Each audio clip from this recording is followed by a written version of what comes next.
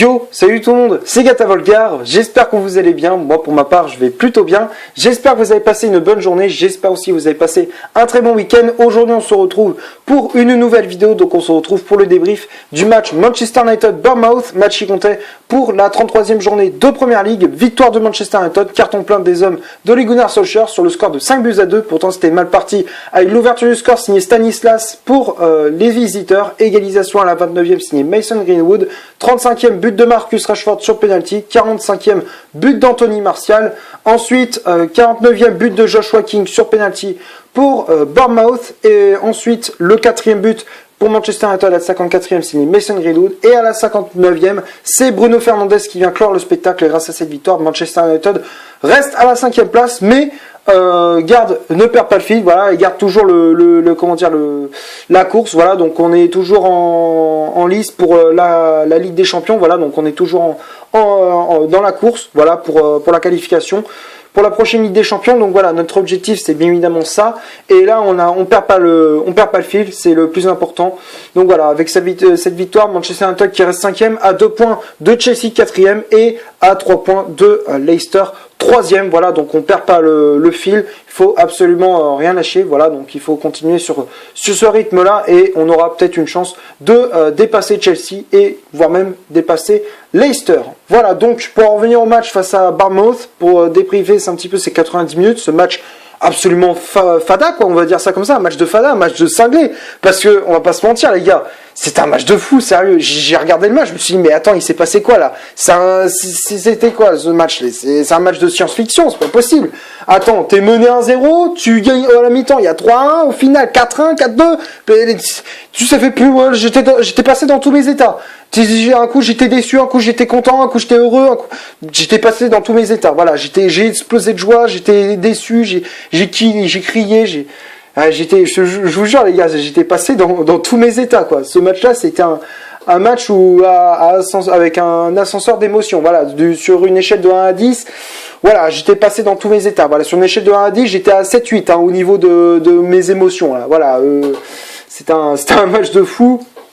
Voilà, donc t'es mené au score à la 15e minute de jeu. Voilà, bon, c'était mal parti avec l'ouverture du score de Bournemouth. Voilà, à la 15e minute de jeu, Stanislas qui ouvre le score. Voilà, c'était un centre venant du côté droit. Voilà, donc un centre du côté droit. Voilà, c'est arrivé au second poteau. Voilà, et sur ce coup-là, bon, la défense de Manchester United, on peut leur reprocher de pas être efficace, parce que pour moi, il y a deux responsables sur le but de Bournemouth. Voilà, donc pour moi, il y en a deux. C'est Maguire et De Gea, voilà, parce que tu regardes Stanislas, le mec, attends, tu vois, Maguire, il arrive tranquillement, le mec, il arrive en marchant même, hop, petit, et ensuite Stanislas lui fout un petit pont, et derrière, il vient piquer ce ballon juste devant De Gea, ça fait 1-0 pour Bournemouth. Donc pour moi, les deux responsables, c'est bien évidemment Maguire et De Gea. Maguire, pourquoi? Parce que tu vois que quand il va chercher le ballon, il marche, alors qu'il devrait un petit peu bouger sa carcasse au lieu de marcher. Donc moi, je trouve ça m'a un petit peu mis les nerfs quand j'ai vu Maguire marcher. Donc voilà, donc après il s'est rattrapé bien évidemment, mais pour moi, là, sur ce coup-là, il est responsable. Et De Gea, excuse-moi, normalement tu dois boucher ton angle. Excuse-moi, là, tu laisses ça. Là c'est De Gea, là c'est poteau, là t'as un espace, c'est boulevard. Là c'est open bar, tu vois, c'est un énorme trou, c'est un gouffre qu'il y a entre De Gea et son poteau. Donc forcément Stanislas, il a pu en profiter pour glisser ce ballon dans le but de De Gea, et à la 15e minute de jeu, Bournemouth crée la surprise en menant 1-0. Après, piqué au vif, Manchester United a essayé de rejoindre dans la partie, voilà, avec des occasions de Rashford, de Martial ou encore de Bruno Fernandes, mais malheureusement on n'arrivait pas à trouver la faille, et il fallait vraiment attendre la demi-heure de jeu pour qu'on égalise grâce à Mason Greenwood, voilà, sur un centre de Marcus Rashford, voilà, une passe en retrait de Rashford pour Bruno Fernandes qui décale à gauche Mason Greenwood, et derrière la frappe puissante de l'ailier anglais qui vient battre le gardien de Bournemouth, voilà, Ramsdale. Voilà, donc ça fait un partout pour Manchester United. Voilà, très beau but de la part du jeune joueur de Manchester United. Ensuite, 35e minute de jeu, voilà, sur un corner de Bruno Fernandes. Voilà, c'était une action un petit peu compliquée à voir, voilà, parce que bon, le ballon était un petit peu resté dans la surface de réparation des Cherries, et derrière il y a eu une main de Adam Smith, si je me trompe pas, suite à une frappe de Matic, si je me trompe pas, une frappe de Matic ou de Maguire, je sais plus trop, et ça a été dévié de la main par Smith, le latéral de Bournemouth. Du coup, penalty pour Manchester United. Derrière, Marcus Rashford le transforme. Voilà, même si le gardien de Bournemouth était parti du bon côté. Voilà, ça, malheureusement, le penalty n'a pas été arrêté. Donc, du coup, ça fait 2-1, puis 3-1. Mais quel but, les gars. Franchement, j'allais parler du troisième but, mais les gars, quel but de Martial! Quel but de Martial! Matic qui décale je crois que c'est Matic qui décale Fernandez en retrait, et derrière le Portugais qui décale à gauche Martial, et derrière frappe enroulée, magnifique but, voilà, magnifique but de la part d'Anthony Martial, frappe enroulée pleine lucarne, voilà, franchement c'est un but mais magnifique quoi, c'est là, j'ai vu celui-là, j'étais scotché, Martial qu'on l'avait pas beaucoup vu depuis le début du match, et là, bam, il t'inscrit un but d'anthologie, là il fait le contrôle du droit, bam, une frappe enroulée, voilà, magnifique. Donc là, à ce moment-là du match, on mène 3-1 et c'est le score à la pause. Second mi-temps, on a joué un petit peu avec le feu. Voilà, Solskjaer qui avait fait rentrer Eric Bailly à la place de Victor Lindelof. Et du coup, voilà, Eric Bailly, je vais taper un petit peu sur lui parce que, excuse-moi, quand il fait, je sais pas ce s'est passé entre Matic et Eric Bailly. À un moment donné, Bailly fait une passe tranquille à Matic, et Matic, je sais pas ce qu'il a pris, il l'a tapé comme un bourrin dans le ballon. Du coup, forcément, Eric Bailly voulait contrôler le ballon de la main, mais c'est arrivé sur le bras. Du coup, consultation de la VAR, et derrière, ils nous l'ont mis comme ça. Voilà, donc du coup, penalty pour Bournemouth, et du coup, c'est Joshua King, le joueur qui était formé, voilà, à Manchester United, qui transforme ce penalty. Derrière était parti du bon côté, mais malheureusement ça n'a pas suffi pour stopper le penalty. Donc du coup, Bournemouth revient à un but de Manchester. Et après, bon bah là c'est parti, festival de Manchester. On marque ce quatrième but grâce à Mason Greenwood. Voilà, encore une fois un ballon qui était à gauche, et là on a écarté le jeu à droite pour Greenwood. Voilà, c'est Matic qui a renversé le jeu, si je me trompe pas, vers Mason Greenwood. Voilà, qui perçait de la part de l'ailier anglais sur le côté droit avant d'enchaîner avec une frappe du pied gauche qui termine en pleine lucarne du but de Ramsdale. Voilà, donc encore une fois un très beau but de la part de Greenwood. Donc voilà, donc pour moi Greenwood a été un des artisans de cette victoire de Manchester United, tout comme Bruno Fernandes et Marcus Rashford. Donc voilà, donc à ce moment-là du match, Manchester mène 4-2, et après 5 minutes plus tard, Bruno Fernandes qui inscrit ce but. Voilà, le match parfait pour le Portugais qui a été à la baguette, quoi, qui a été le maestro de l'attaque de Manchester United, du milieu et de l'attaque de Man United. Voilà, donc Bruno Fernandes qui inscrit ce but sur coup franc à la 58e. Voilà, frappe enroulée. J'allais pas dire pleine lucarne, mais voilà, très beau but. Voilà, c'était limite la lucarne. Voilà, donc franchement très beau but de la part de Bruno Fernandes, coup franc à l'entrée de la surface. Voilà, donc très beau but de la part du Portugais, et le score ne bougera plus. Manchester United remporte ce match sur le score de 5-2.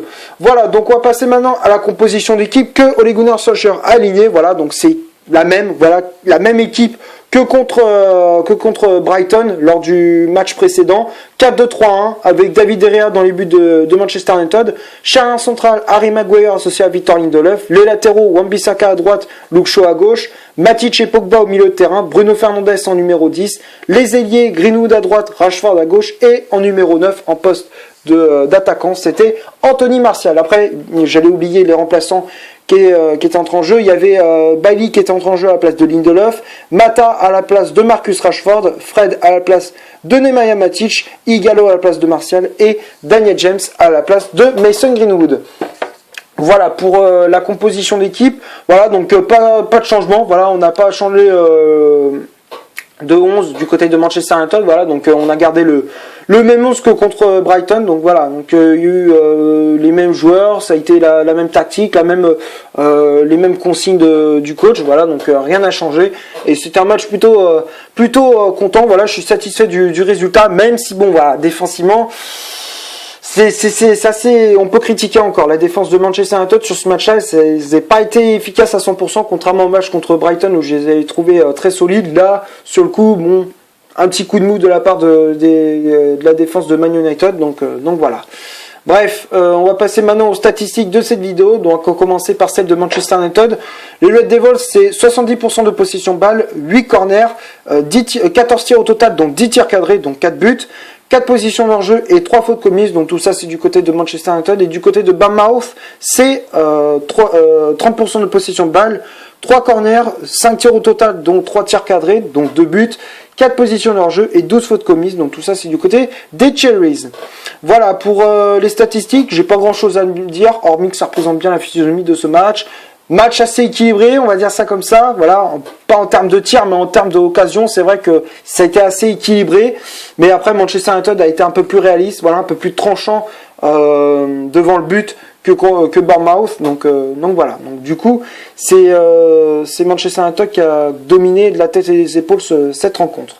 Voilà, donc on va commencer, voilà, ce top et ses flops avec David De Gea, donc on va passer maintenant au top et au flop.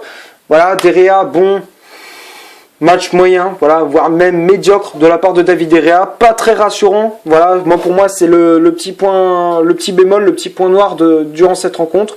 Donc voilà, donc pour moi De Gea je le mets dans le flop. Voilà, sur le premier but on peut le reprocher. Voilà, alors sur penalty je vais pas l'en vouloir, mais sur le premier but il aurait pu faire mieux quand même parce que bon, voilà, il y avait ça, il y avait un espace entre lui et son poteau. Voilà, donc pour moi il pouvait faire mieux, il aurait pu mieux boucher son angle, si on peut dire ça comme ça. Donc voilà, donc pour moi De Gea il a été un petit peu décevant. En plus de ça, ses dégagements étaient un petit peu foireux. Voilà, limite c'était des relances dans l'axe, donc c'était vachement dangereux.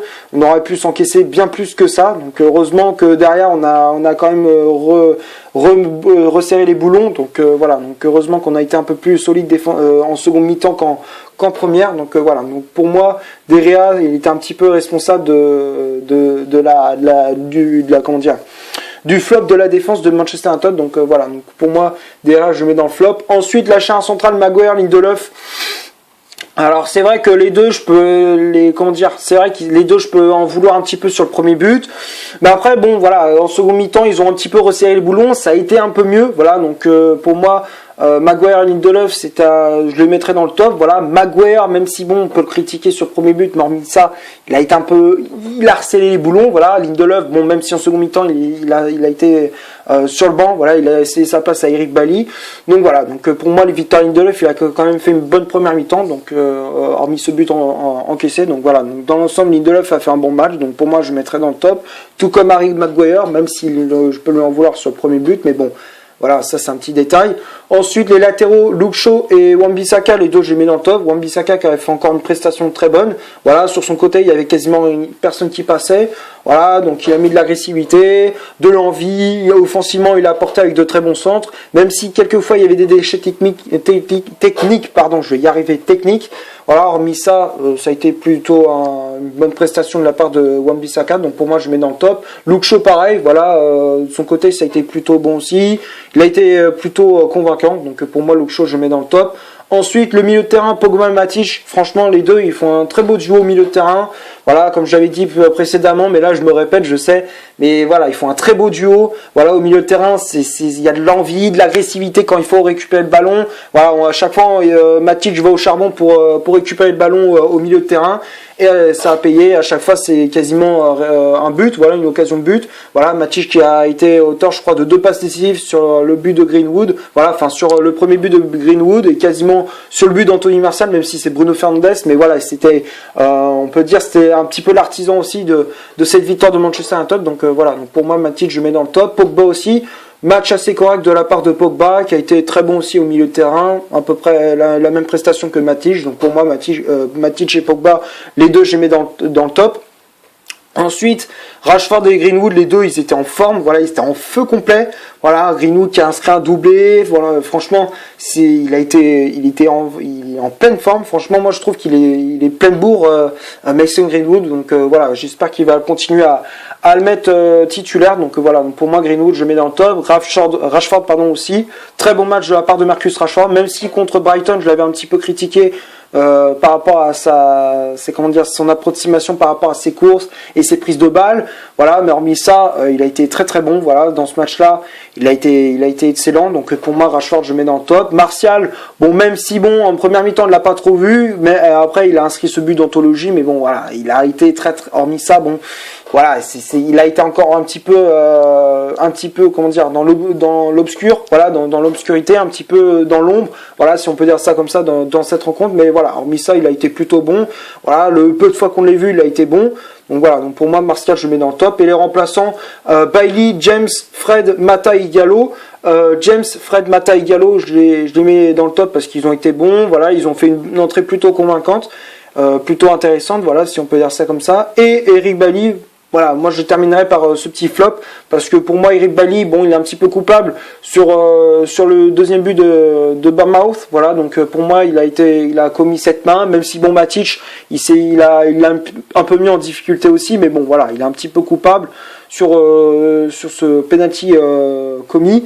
Donc voilà, donc pour moi Bailly je le mettrai quand même dans flop. Voilà, une entrée plutôt décevante de la part d'Eric Bailly, alors que je m'attendais à mieux de la part du défenseur ivoirien. Bref, donc pour moi les deux flops durant cette rencontre pour moi sont Derea et Bailly. Et j'ai oublié aussi Bruno Fernandes, j'allais totalement oublier Bruno Fernandes, excusez-moi, c'est une petite erreur de ma part. Bruno Fernandes, voilà, j'ai quasiment rien à dire. Bruno Fernandes qui a été encore une fois très très efficace. Voilà, ça a été le chef d'orchestre, le maestro de ce milieu de terrain. Voilà, encore une fois, il a été très efficace. Auteur, je crois, de la passe décisive sur le but de Martial, justement. Voilà, il a été auteur d'un très beau but. Le match parfait, match très complet de la part de Bruno Fernandes. Donc voilà, donc pour moi, Fernandes, je le mets dans le top. Voilà, donc j'allais oublier Bruno Fernandes.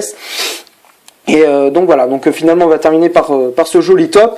J'espère que tout de même la vidéo vous aura plu. Voilà, donc c'est tout ce que j'avais à dire pour ce Manchester United Bournemouth. Voilà, donc je vous laisse. Voilà, tu laisses un petit like si tu as aimé. Tu cliques ici pour t'abonner pour rien rater de mes vidéos. Tu cliques ici pour en voir une autre si tu le souhaites. Et moi je te dis à la prochaine pour une prochaine vidéo. Ciao!